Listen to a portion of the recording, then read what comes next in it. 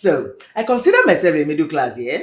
But why does it seem like despite trying my best to be financially responsible while working towards financial freedom, I find myself living from paycheck to paycheck? Like, this is the reality of many Nigerians who consider themselves middle class, because there's now this blurry line between being a middle class and living like a poor person, which is all thanks to many things from high cost of living to bad fiscal and economic policies in Nigeria, downright to the choices we make concerning our finances. Hi besties, how are you guys doing? So, a study by the World Bank's Development Update for Nigeria in 2023 revealed that about 4 million of Nigeria's middle class slipped into poverty in 2023 alone, and 7.1 million more of these people were becoming poorer. Top of now in 2024, life is now tougher, so you should understand that the number should be higher. But despite this our current reality, I still believe we can be financially free if we avoid the 7 common mistakes that most middle class people make, and which is making us become poorer. Number 5, 6, and 7 of the points I will be talking about of these habits are not often talked about, so you might want to watch through to the end for that. The first bad money habit of the middle class is spending more than you earn.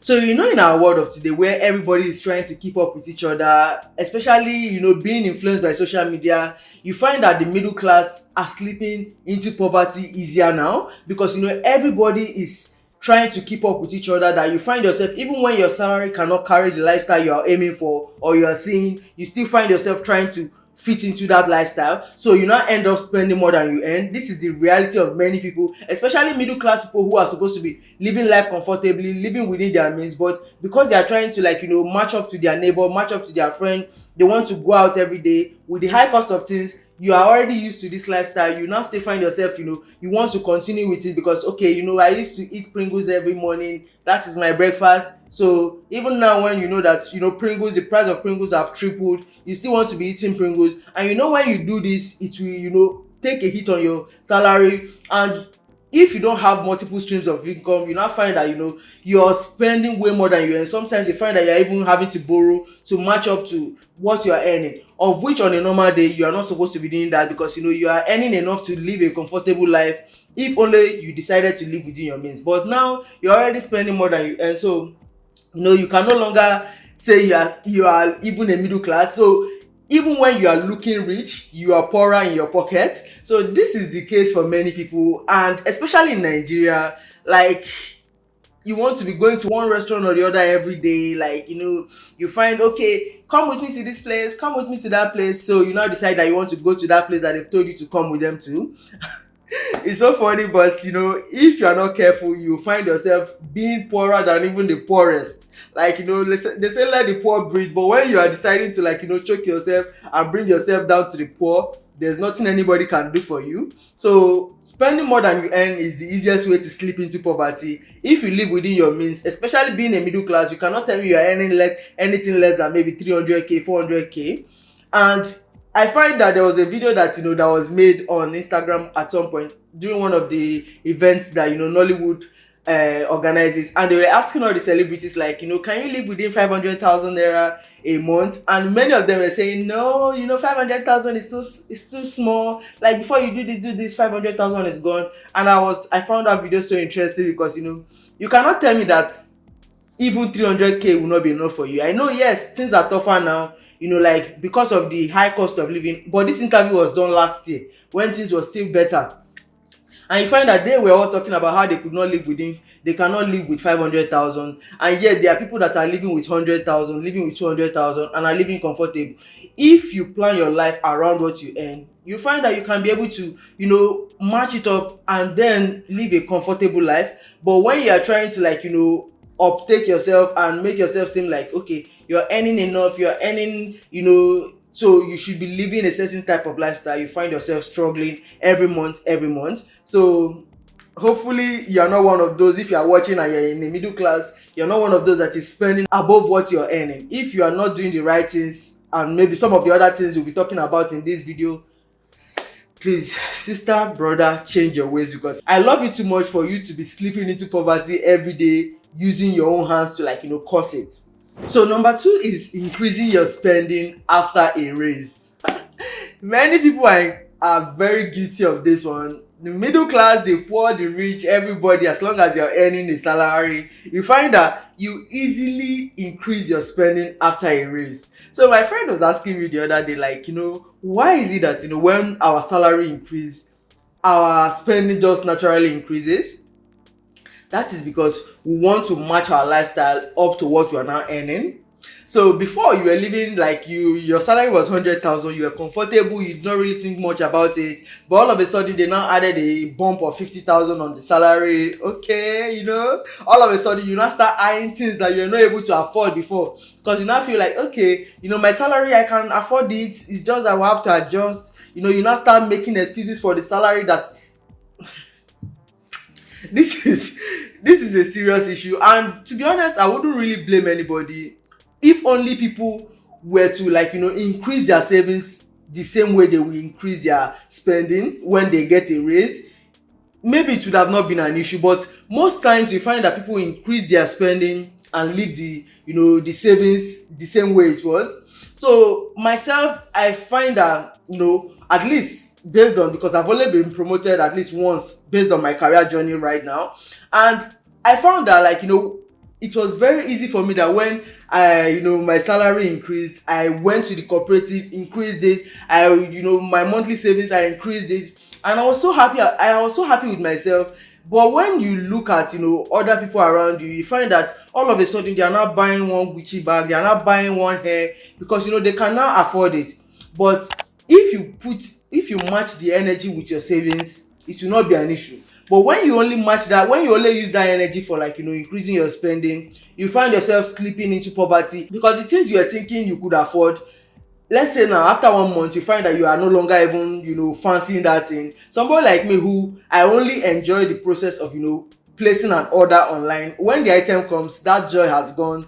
Just imagine I decided to increase my spending or spend all my salary on that thing, just for me to get that momentary joy, and then later I'm now regretting, why did I even make this purchase?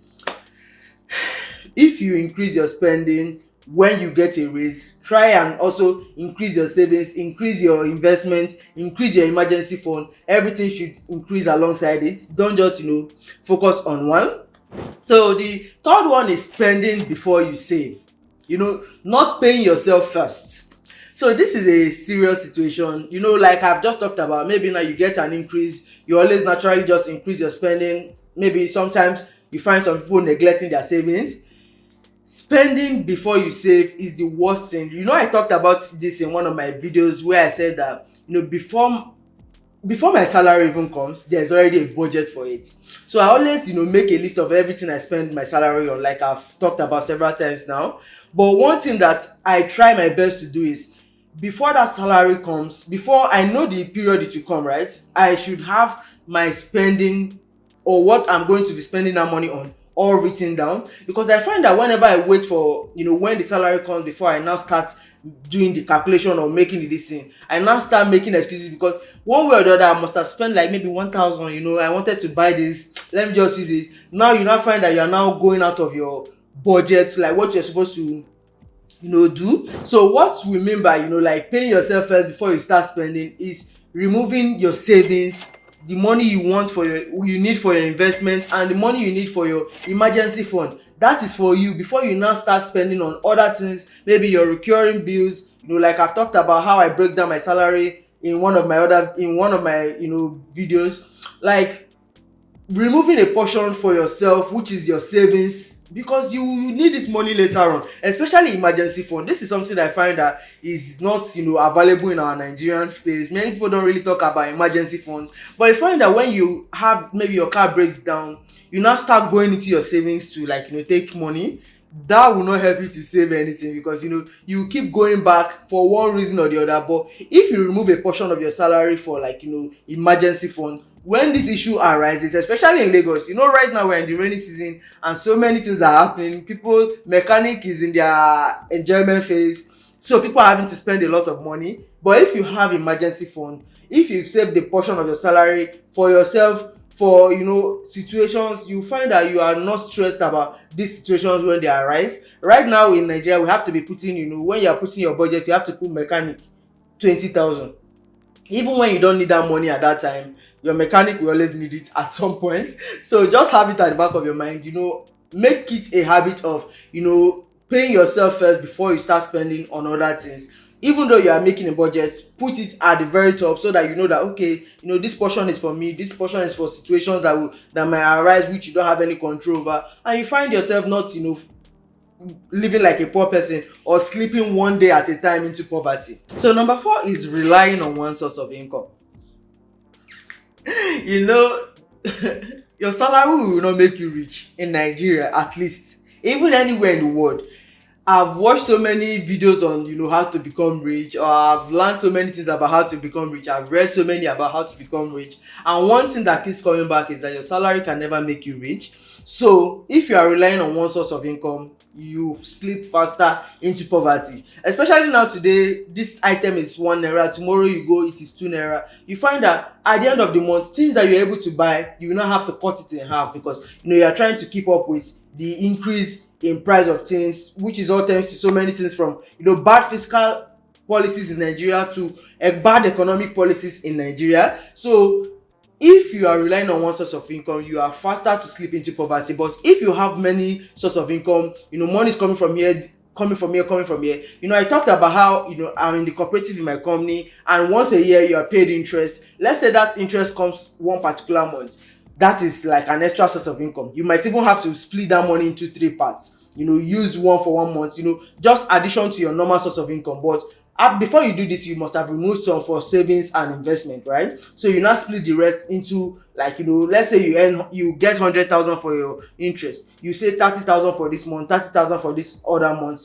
Just split it. But then that is one. So you've been able to split, one interest from one source of income into 3 different months, because it will now add as buffer to what you are earning in that month. Then you have another income, or let's say you did NTB, you now get the interest. You do the same like you did for your cooperative interest. You maybe, let's say you invested in a business, you do that. You find that before the end of the year, you've had this interest here that you can spread across the month. So even when you're earning 200,000, because you've been able to add this interest here, you find that you're earning 300,000. It now adds as buffer for whatever you're earning, which will now make your life easier. You will no longer be stressed about your salary is not enough for you, because things keeps increasing and your salary is not increasing alongside. So number 5 is, this is one that is not usually talked about, and it is an important thing when it comes to, like, the habits that will determine whether you will remain rich or you remain poor. So not curating your inner circle. There is power in your environment. You want to be rich, but you keep hanging out with people that are only telling you can never be rich. There's no way you'll be rich. There's no magic around it. There is power in, like, your environment, the people you talk with, the people you spend your everyday with. If you and your friend are surviving on 2k every month, you continue to survive on 2k. But if you find yourself in another place where they are surviving on 5k, you find yourself naturally upgrade to 5k. You are surviving on 5k. These things are not talked about, but it is very important, because let's say you have a friend that is always telling you that we should not spend all our money this month, we should save it for this, we should do this, we should do that. You find that it is easier for you to do it, because these people keep putting this idea into your head. That is what your circle can do for you. Your environment, the people you have around you, they can definitely influence whether you slip into poverty or whether you become a $10 tomorrow. So even maybe sometimes you might not have it physically around us, but the people let's say on YouTube, you have this Danko, Ali Abdal. Every day I always listen to them talking about money, money, money, money. And maybe you can add me to that list now. We're always talking about money, money, money. You find that you become rich naturally, because they're always telling you these things. You need to do this to become rich. You need to do this, you need to do this. You find yourself naturally sleeping, going that way, you keep getting information that is making you think that, okay, it's possible. Curating your inner circle is one way to avoid yourself from slipping into poverty. So number 6 is working smarter and not harder. Most of the time we feel that hard work pays. Yes, hard work pays, but sometimes you might be hitting one spot, whereas one small thing can just come and you drill it in, and it will take care of what you have been hitting hard one full year for. So try your best to look for ways that can make you not to only work harder, exert all your energies, but if you can work smarter, if you can look for simpler ways to do that thing, you will find that it is easier for you, not to slip into poverty. Let's say for making money now, I've talked about, most of the time you feel that it's only when you're working for your salary that you can be able to earn money, but then you find, because you now know that there are other ways to make money which are way easier than your salary, you working 9 to 5. You find some people even having to quit their jobs because they were working hard, staying late night, coming early to work, but then they now find out, oh, if I can start this small business, I can even make more money. It might take a little while, but I can do it better and then make more money than when I'm working hard every day, having sleepless nights, working for somebody. Just think of ways to make your life easier. Not every day you are going hard at it, but you forget that you can look into smarter ways to take care of that same situation. Like I talked about, these things are not always talked about. Number 5, 6, 7 are not always talked about, but it is very important in determining whether you slip into poverty or if you remain like in your middle class, or if you even become richer. So number 7 is working for someone and not for yourself. Most times we feel that being employed is the only way to make money, but if you listen carefully to what I've talked about in number 1, 2, 3, 4, you find that there are other ways to make money other than you using your time for someone else. That this does not mean that you have to quit your job and say, okay, I will go and start my own business, when you don't have like a plan for that your business. You only end up failing. But you can also work for yourself by starting a business on the side. Like, what can you even, okay, let's use myself for example now. I have a 9 to 5, but I'm working hard on this my channel. I'm working hard investing. I'm working hard doing so many things on the side that we over time bring me more income. That is me working for myself. It does not necessarily mean that I have to quit my job to go and start my own business. Everybody's not cut out for business.